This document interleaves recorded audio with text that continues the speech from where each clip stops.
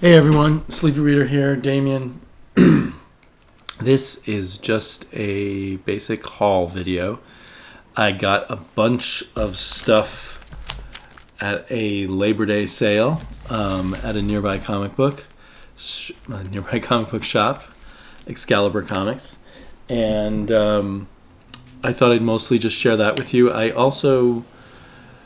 guess last weekend I went to Powell's Bookstore, which is Powell's City of Books, the biggest bookstore I've ever been to. It's here in Portland. And got some comic book related stuff and a few things here. First, I'm going to show you that aren't really comic book related, but I think they're kind of cool.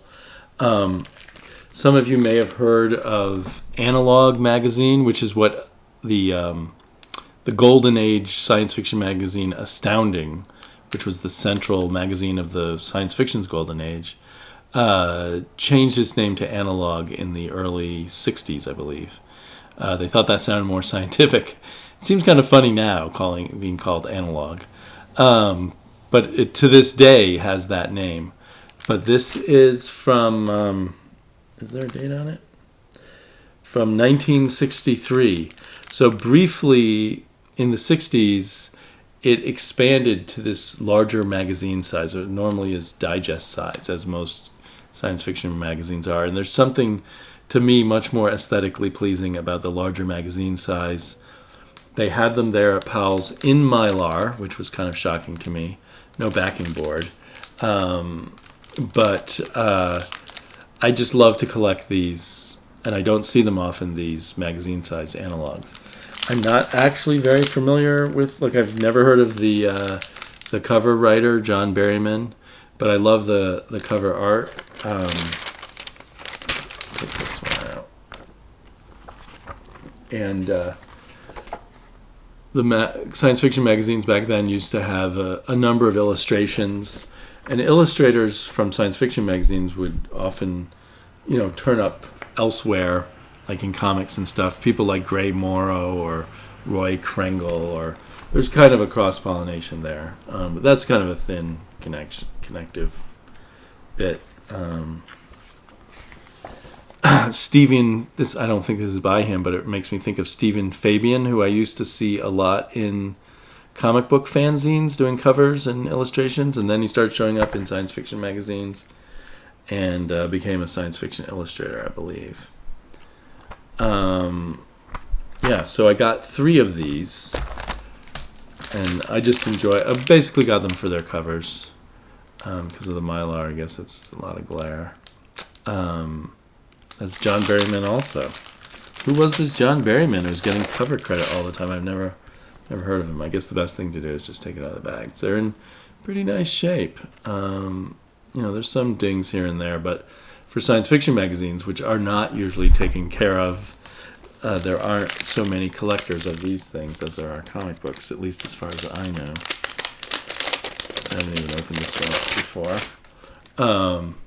That's probably my favorite of them all. I haven't heard of Winston P. Sanders either. I thought I'd heard of, all the important science fiction writers. So, given my lifetime of science fiction reading. So it's funny that these people were considered the stars to go on the cover. Yeah, except for Lloyd Biggle Jr. and Mac Reynolds, I don't recognize many of the people on this table of contents at all anyway. So it'll be an interesting thing for me to explore when I have time. I don't know if I'll be getting back into science fiction magazines. I need to sort of stumble across them. I don't have the comic book scene is much easier to just sort of get involved in the hunt. And so anyway, we'll see. Also at Powell's, they had used editions of two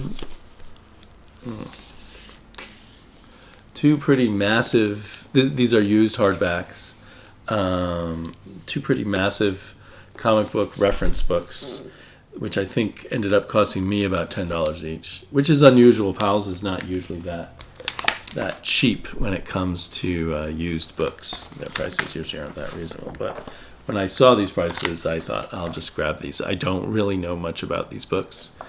I think this is partially a guide to collecting comics and to, like here it has, in the back it has just long indexes of comic book titles and their publishers.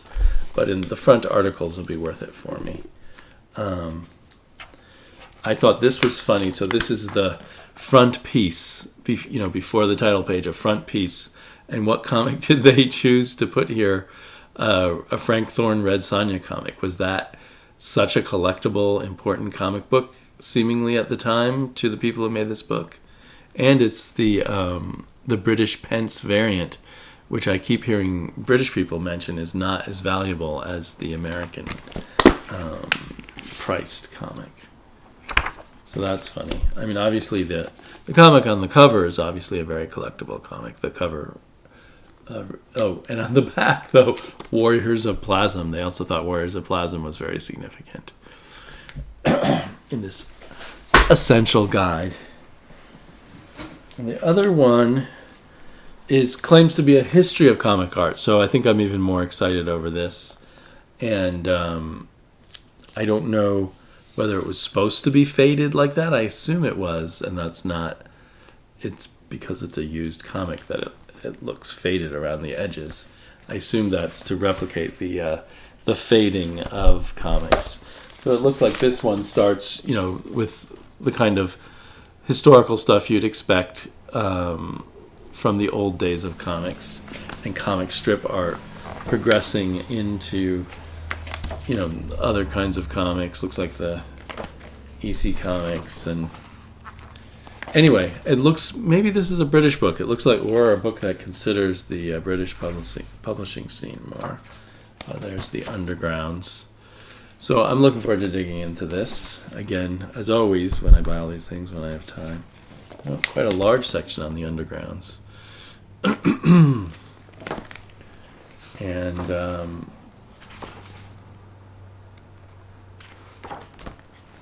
I'm not quite sure what I'm looking at here. When were these comics published? What time period? Oh, I got a section on heavy metal. So anyway, these look interesting, and my desire to consume all comic book material, fun to get, as long as I don't pay too much money. So then, over this weekend, this comic book store had a 50% off sale, which I usually consider their back issues on a bit overpriced. So at 50%, they seem like just a good deal usually, not an amazing deal. But there's that whole factor of the comic book in front of you, and so getting the comic book when you can, and so I let loose a little bit because they were on sale and the comic books were in front of me. I might be able to hunt these down for better prices. I might not. I don't know. So, for starters, I picked up tape. I hate you. Nothing got on a comic book. It was just tape from one bag to another. And I think all of these will require rebagging. So I think this is the second issue of Marvel's Son of Satan, and I already have the first one. The first Marvel Spotlight number 12, I think, is his first appearance. So now I've got his second appearance. That's, Marvel Spotlight number 13, number 14, and number 15. The interesting thing is that, so the first two issues were drawn, the covers are these beautiful John Romita covers, which I love. If only he had drawn the inside, right? But the inside is drawn by Herb Trimpe, during a period where he was still a very interesting artist, to my mind, and with some good inking on him by Frank Chermont. And he, I believe he did the first issue that I don't have with me right now, the issue number 12. And then it switches over to kind of a stalwart of the Silver Age who moved over to Marvel and mostly did inking, but here he's doing penciling, Jim Mooney. And I kind of get excited when I find a good Jim Mooney comic. And, I guess it was in the other issue. All right. So the second two issues are by Jim Mooney, and there was a double-page spread that I really enjoyed. I wanted to show you. There we go. Fun stuff. And of course, this is one of the few characters named Damien. For a long time, the only comic book character that I knew of named Damien Hellstrom. Now we've also got Damien, son of Batman. There's another Damien I like a lot. So I was glad to pick those up. And then a bit of by way of a splurge, but it seems like they weren't that expensive. I don't know what their value on the marketplace is right now. But two of my favorite Barry Smith Conan comics, which form an arc, are number 14 and number 15, which is this story where Conan meets Elric of Melnibone, the Michael Moorcock hero, who's had lots of comic books of his own since. I don't know if this is his first appearance in comics. It's certainly his first appearance in Marvel Comics. And as a kid, I owned this issue, number 15, and since then I've owned reprints of these, but these are the first times I've rebought this original and got this one in the original edition. And what happened with issue 15 is I love the artwork in it so much. When I was trying to teach myself to draw with a,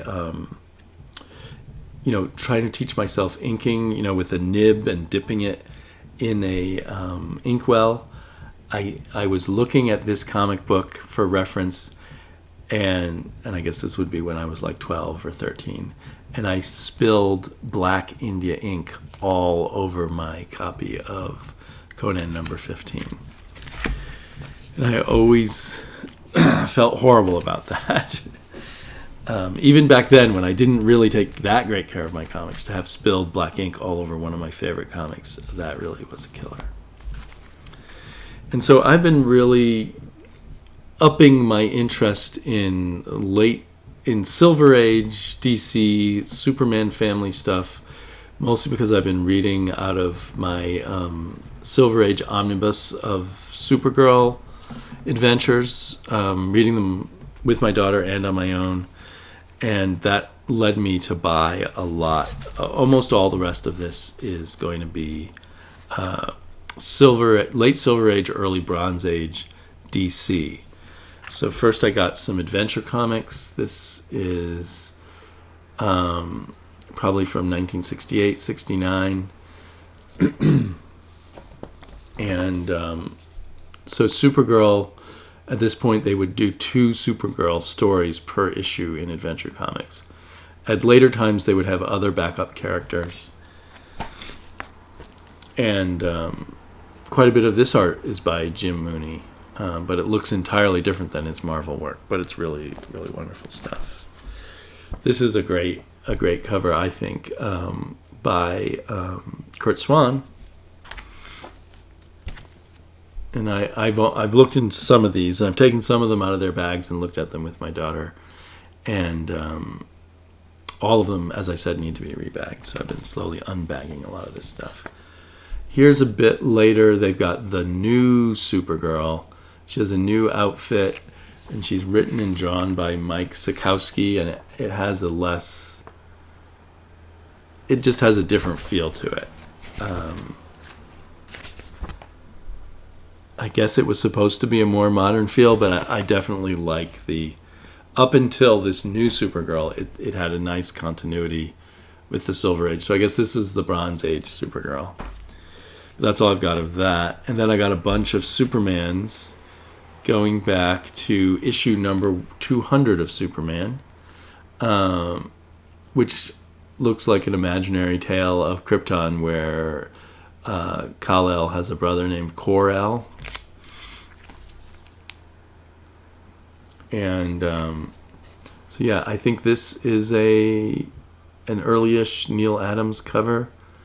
Looks a bit odd. The angle, especially with the background, makes me think. I'm pretty sure that's Neil Adams. It's possibly just inked by him. Here's one that's definitely by Neil Adams. I think I have another copy of this already, so I accidentally bought this when I didn't mean to in my rush of searching for comics. And I mostly bought the more beat up copies because I'm more interested in reading them. I don't think for the most part these have a lot of value as collectibles, although some of them are in nice condition, and does feel nice. There's several where Superman has a baby. Here, Superman becomes overweight. I still can't get over how so many of these Superman comics of the late 60s, early 70s are just loaded with anxiety. I don't know if it was the creator's anxiety about being older people in this 60s world where youth was so valued, or if it was some other kind of anxiety. Often Superman is being executed or, in trouble with his imaginary wife. Here's his super brain baby who's making fun of him because he can just barely spell cat or something like that. I don't know what's going on here. Is he visiting cave people? And then I got a bunch of Action Comics too from similar eras. And I think in these Actions, I don't know if Supergirl actually teams up with Superman or if she just has a backup, even though the covers make it look that way. So as a kid, I hated the backups. I always felt that they were a ripoff, and I wanted just one longer story. Just another thing I used to hold against DC. Is this a Neil Adams cover? I don't think so, but it's close. This one was funny. My daughter and I read it, and the girl is not mightier than Superman. She's not even close.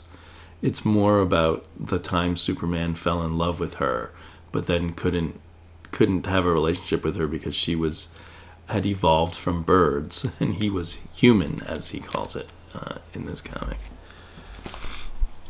Here's another one which I've started to read, which is a imaginary future story where Superman is a cripple. I haven't read far enough to find out why he's a cripple, but it's in the future. This is a 1971 comic, and the future is, I think it's 1970 or 71.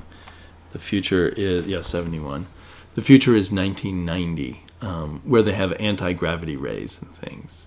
And most people can't, just vaguely remember, didn't there used to be this guy, Superman? And this issue must be a continuation of that. Again, the kind of, my imagining the anxiety of the older creators in the world of youth or something.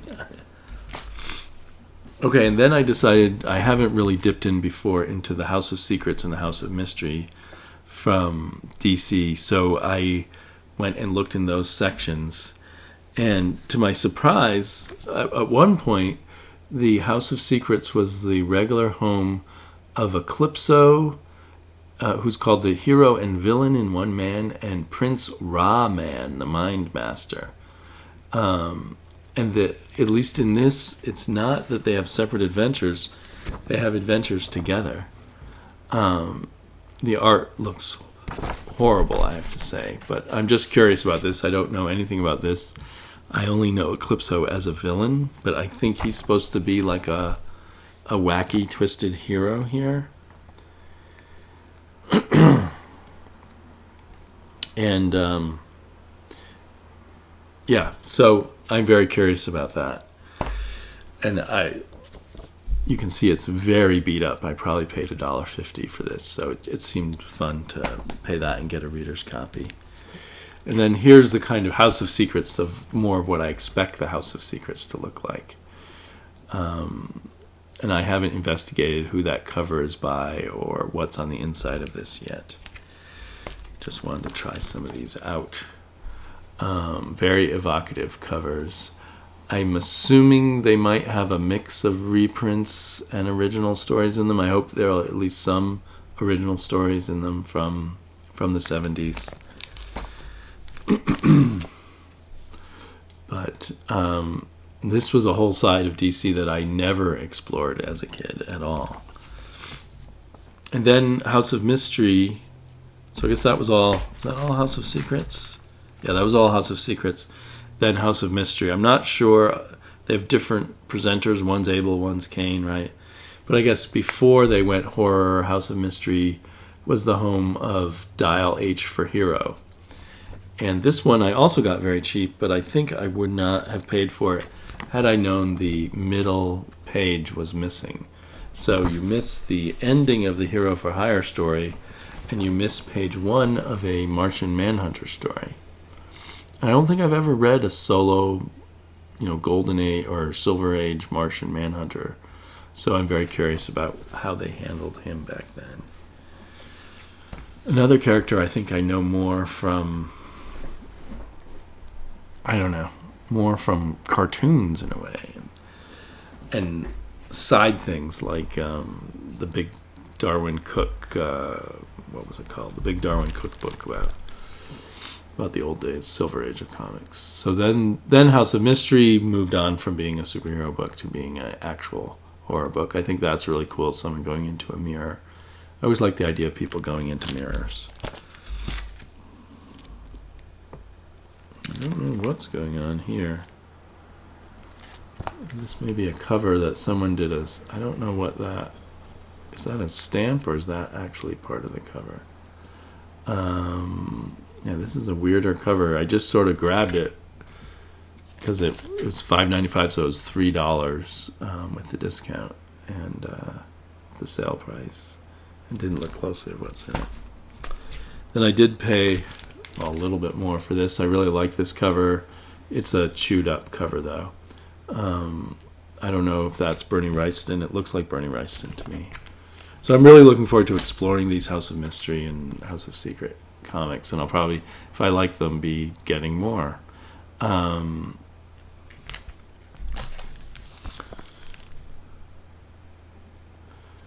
So, very quickly, I also got... I got a ton of Wonder Woman from the John Byrne Wonder Woman run. And I think I already had one or two of these, so they'll fill in some of the gaps I have here. I think this may be the first issue that he was on it, issue 101. It definitely feels like the first issue, and I've read it. It's very oddly written. John Byrne kind of... Because I feel like he has good writing chops often, but something was a little off, a little wrong here. So he charges right in with a New Gods apocalypse kind of arc. Oops. Oh, there's a little dot in Dotland just in the middle of this. I think this is one that Sarge TD gave me. And then it looks like, I haven't read it yet, it looks like then he builds up kind of a cast of women around Wonder Woman. I actually like a lot of the art. It isn't the classic John Byrne. Something has changed. And it's a little more spare with the lines and stuff, but I actually think it's really good. But it's the writing, from what I've sampled so far, that I have a bit of a problem with. And hideous long captions where he wants to prove what a writer he is, and he should know better. He should know his art is handling all that. But I don't know. Even though I didn't like the 2 issues I've read so far, I'm still looking forward to this. I'm a big John Byrne fan, and these just still look fun. I maybe just skip a lot of the captions and take it for what it is. John Byrne trying to explore the DC mythos in yet another way through Wonder Woman. I believe this is a clone of Doom. And then this is one of her cast of characters who is the new Wonder Girl, maybe? Probably not really. So it's kind of interesting. This is John Byrne in the 90s. Probably... Whoa, look at all that writing along the side where he's proving what a writer he is. And I'm sure it's not worth reading.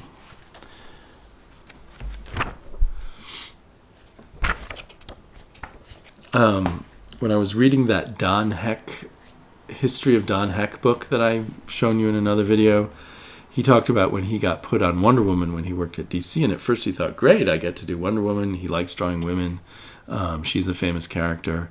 And then he was told that Wonder Woman never sells and you won't get any royalties, but they have to keep it in print because of a contract they have with the family of the creator of Wonder Woman. If they ever let it go out of print, they lose control of the property.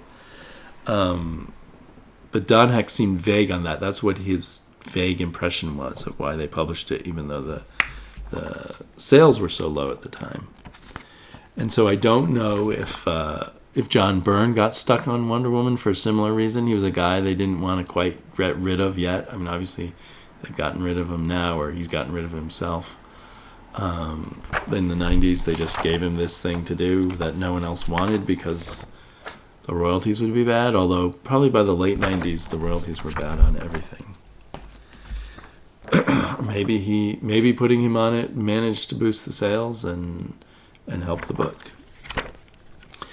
You know, although he lacks the skills of a writer, again, just based on the 2 issues I read that I would have liked, he feels like he respects the character of Wonder Woman. And I know that can be important too, especially if this is a book that people got kind of dumped on because it was just assumed it wouldn't sell. You know, he's putting a lot of gusto into it, trying to make it an exciting, fun comic book. And I'm assuming this is Themyscira. I always, for some reason, really like it when we go back to Themyscira and or we explore the Greek mythological stuff in Wonder Woman. So I'm looking forward to this because that looks to me to be Zeus and Hera and, I don't know, maybe Apollo back there playing chess with the characters in the story. So that seems fun to me. And it looks like the coloring has changed by this last issue that I have.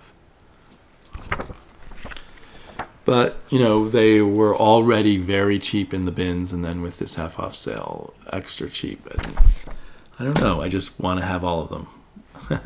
So eventually I probably will. Okay, thanks for hanging with me on this long haul, and I'll surely be back for more videos later. Cheers.